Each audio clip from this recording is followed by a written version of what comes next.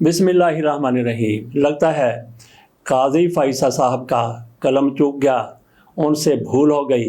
चौधरी परवेज़ इलाही के हवाले से जो इनकी तरफ से बेंच बनाया गया, उसने चौधरी परवेज़ इलाही को इलेक्शन लड़ने की इजाज़त दे दी। काजी फैसल साहब को पता होता इस बेंच ने ये करना है तो वो सरदार तारक मसूद की सरबराही में कोई बेंच बना देते, तो फिर देखते कि कैसे परवेज़ इलाही को इलेक्शन लड़ने की इजाज़त मिलती है।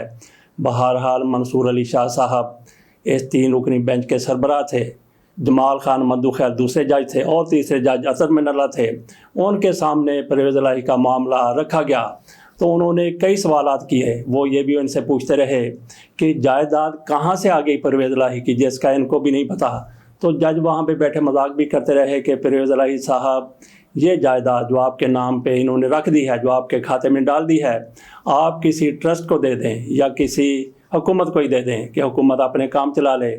जो जायदाद है ही नहीं, लेकिन चौधरी परवेज़ इलाही के नाम पर करके उनके खाते में डाल के इलेक्शन कमीशन की तरफ से, बल्कि जहाँ से मामला शुरू हुआ रिटर्निंग अफसर की तरफ से ये कहा गया कि चौधरी परवेज़ इलाही की ये जायदाद है जो इन्होंने डिक्लेयर नहीं की और उनको इंतखाबात में हिस्सा लेने से रोक दिया। तो इस बेंच की तरफ से फैसला आया, काजी फैसल साहब का कलम चूक गया। काजी फैसल साहब भूल गए उन्होंने किसकी सरबराही में कौन से जज शामिल कर दिए।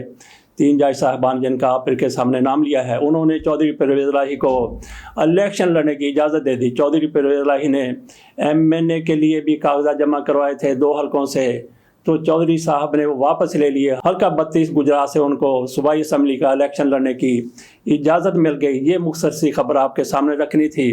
तो बाकी इमरान खान का केस भी सुप्रीम कोर्ट में जा चुका है। तो देखते हैं कि काजी फैसल साहब का कलम उस मर्तबा चूकता है या नहीं चूकता। मुझे नहीं लगता कि काजी फैसल साहब अब इस किस्म की भूल करेंगे, ऐसे बेंच बना देंगे जिनसे तहरीक इंसाफ की लीडरशिप को कोई रिलीफ मिल सकेगा। इजाज़त दीजिए, अल्लाह हाफिज़।